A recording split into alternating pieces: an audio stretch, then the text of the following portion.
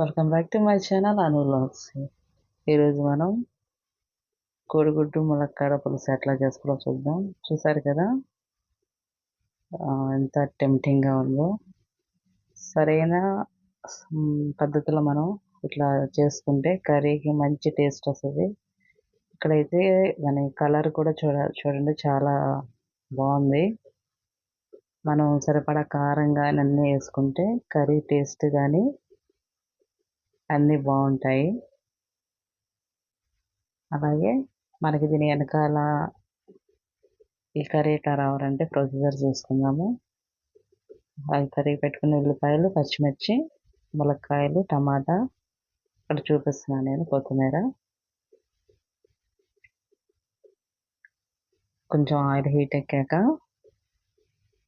మనం ఎగ్స్కి అయితే కొంచెం సాల్ట్, పసుపు వేసుకొని ఇట్లా మొత్తం కలిసేటట్లు ఉండాలి చేసుకోవాలండి. అలా చేస్తే ఏంటంటే మనకి ఎగ్స్ నీసు వాసన వస్తాయి కదా, అవి రాకుండా ఉంటాయి. అలా కలిపిన దాంట్లో ఇట్లా ఆయిల్ ఫ్రై చేసుకోవచ్చు. కొంతమంది ప్లెయిన్గా వేసుకుంటారు, వేగించకుండా అట్లా వేసుకున్నా సరే. కాకపోతే మేము ఇట్లా చేస్తామన్నమాట కర్రీ. ఎగ్స్ అన్నీ వేసుకున్నాము, ఆయిల్లో లైట్గా ఫ్రై చేసుకున్నాము. ఎగ్స్ వేసిన వెంబటే మీరు స్పూన్తో తిప్పొద్దు, ఎందుకంటే అవి మనకి సరిగ్గా రావన్నమాట, అతుక్కుపోతాయి. కొంచెం వేగాక మీరు తిప్పినట్లయితే అతుక్కోకుండా వస్తాయి. చూసారు కదా, కొంచెం టైం తీసుకొని మేము వాటిని కలుపుతూ ఉన్నాము. ఒకసారి ఇట్లా కలుపుకొని కొంచెం లైట్ గోల్డ్ కలర్లో వస్తే సరిపోతుంది.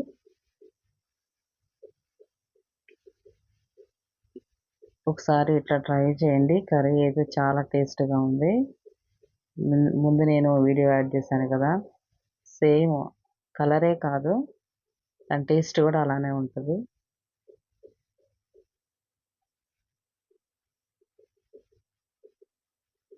ఇక్కడ నేను లైట్ లేదు, కరెంట్ లేదు కాబట్టి కొంచెం చీకటిగా ఉంది.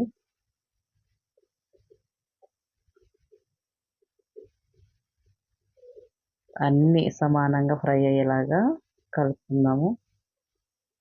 ఫ్రై అయిపోతే తీసేసుకొని పక్కన పెట్టేసుకోవచ్చు. ఎగ్స్ మంచిగా ఫ్రై అయినాయి. ఒక బౌల్లో తీసుకొని పక్కకు పెట్టుకుందాము.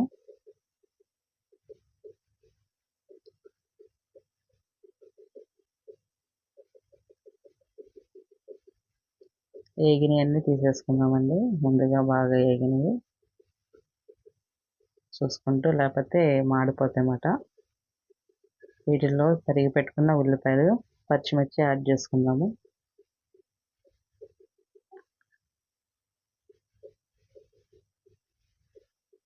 మన ఛానల్లో egg curry, tomato egg curry ఉంది, పులుసు అయితే లేదు కదా. మళ్ళీ దీంట్లో మనం ములక్కాయ యాడ్ చేసాము. చాలా టేస్ట్గా ఉంటుందండి. ప్లెయిన్గా చేసుకునే కంటే మనం ఏదో ఒక వెజిటేబుల్, ములక్కాయ కానీ పులుసులో వంకాయలు కూడా వేస్తారు, అలా కూడా బాగుంటుంది. చాలా టేస్ట్ ఉంటుంది కర్రీ అయితే. ఇక్కడ సరిపడా సాల్ట్ వేసుకోవాలి. ఉల్లిపాయలు సాల్ట్ వేస్తే తొందరగా ఫ్రై అవుతాయి. ఒకసారి కలుపుకుందాము. సాల్ట్ వేసుకున్నాం కదా.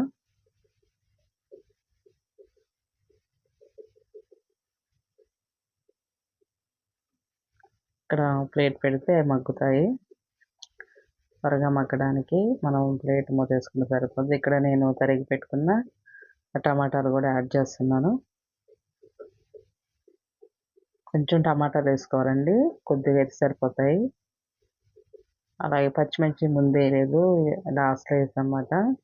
ఎందుకంటే అవి త్వరగా ఇట్లా మనకి మగ్గిపోతాయి. ఇట్లా అయితే మనకి కనబడతాయి. మరి మిర్చి కూడా నంచుకొని తింటారు కదా, అట్లాగా ఇక్కడ ములక్కాయలు కూడా యాడ్ చేసినాము. మీరు తర్వాతనే యాడ్ చేసుకోవచ్చు, కొంచెం ముదురుగా ఉంటాయి, ముందే యాడ్ చేసుకోండి, అవి కుక్ అవుతాయి త్వరగా.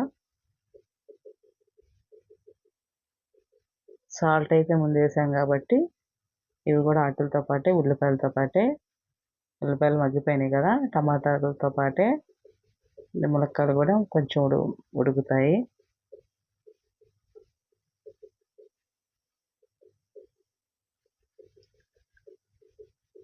అలాగే ఇందులో సరిపడా పసుపు వేసుకుందామండి. మన కర్రీస్కి ఏంటంటే పసుపు, కారం ఇవన్నీ సమానంగా మనం యాడ్ చేసినట్లయితే ఏ కర్రీ అయినా మంచి టేస్ట్ వస్తుంది. కలర్ఫుల్గా ఉండడమే కాదు, అది టేస్ట్గా కూడా ఉండాలి కదా తినడానికి.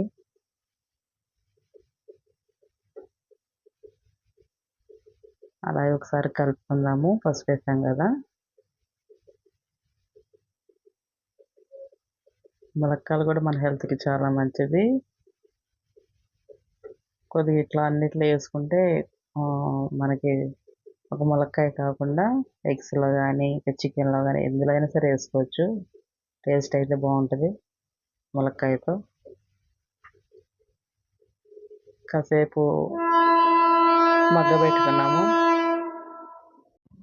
మన దగ్గర పసుపు యాడ్ చేసుకున్నాక కొంచెం మగ్గించుకున్నాం కదా, దాని తర్వాత సరిపడా కారం వేసుకుందాము. మనం పసుపు యాడ్ చేసుకొని ఇట్లా మూత పెట్టుకోవడానికి ఒక 2 మినిట్స్ అయితే సరిపోద్దండి, ఎక్కువ అయితే మాడిపోతుంది. అలాగే కారం సరిపడా వేసుకున్నాము. కొంచెం అది మగ్గిపోయింది కారం కూడా, ఆ పచ్చివాసన లేకుండా. ఇప్పుడు సరిపడా వాటర్ యాడ్ చేయండి. అంటే కొంచెం ఆ ఉల్లిపాయలు ఉడకడానికి సరిపడా వాటర్. డైరెక్ట్ మనం పులుసు వేస్తే ఏంటంటే ఉల్లిపాయలు అనేది మనకి ఉడకమాట. ఇట్లా మనం వాటర్ యాడ్ చేస్తే ఏంటంటే ఉల్లిపాయలు త్వరగా ఉడుకుతాయి. అలాగే కూర కూడా టేస్టీగా ఉంటుంది. మీరు కొంచెం వాటర్ పోసుకోండి, ఉల్లిపాయలు మగ్గడానికి సరిపడా. మూత పెట్టుకుందాము, త్వరగా కుక్ అవుతాయి. ఇక్కడ చూసారా, ఇలా రావాలి. ఈ రకంగా మనకి వాటర్ పోసాక ఇంత అయితే ఉడికితే సరిపోతుంది దగ్గరికి అయితే. ఇప్పుడైతే ఎగ్స్ యాడ్ చేసుకొని ఒకసారి కలుపుకుందాం మొత్తం. ఎందుకంటే కారం మనం అన్నీ వేసాం కదా, కారం పసుపు ఇవన్నీ టమాటాలు ఇవన్నీ ఎగ్స్ కూడా పడతాయి అన్నమాట. ఒకసారి కలిపి పెట్టుకుంటే ఎగ్స్ కూడా దాంట్లో మనం వేసినవన్నీ ఎగ్స్ కూడా పడతాయి, కారము ఉప్పు అవన్నీ. ఇప్పుడు చింతపండు రసం అనేది పక్కన పెట్టుకున్నాం కదా, అది యాడ్ చేసుకుందాం.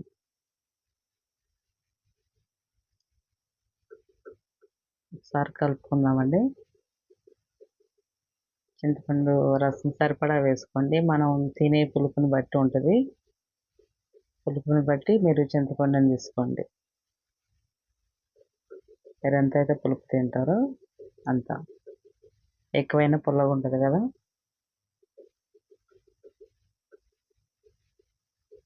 హై ఫ్లేమ్లో పెట్టుకోండి. చింతపండు రసం వేస్తాక ఇక్కడ కొంచెం పులుసు కాబట్టి కొంచెం షుగర్ యాడ్ చేస్తున్నాము.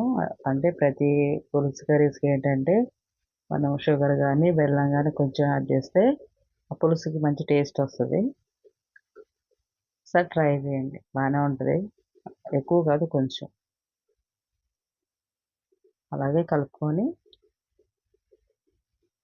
దీన్ని కొంచెం హై ఫ్లేమ్లో పెట్టి ఉడికించుకుందాం కర్రీని మనం.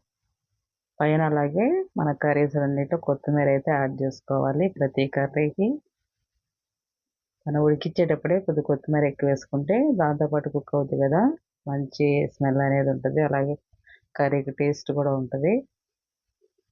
కొత్తిమీర యాడ్ చేసుకుందాం.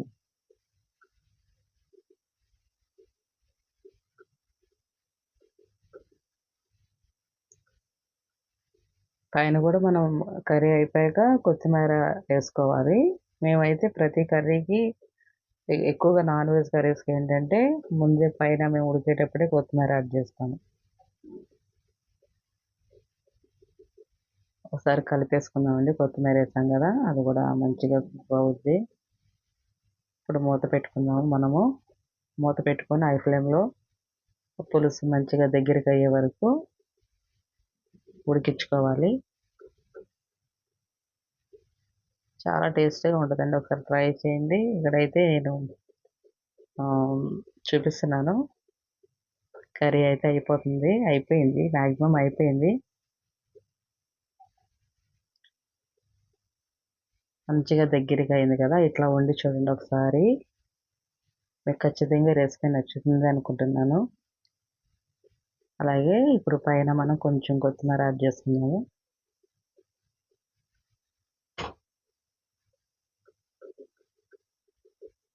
పులుసుకి మంచి టేస్ట్ వస్తది.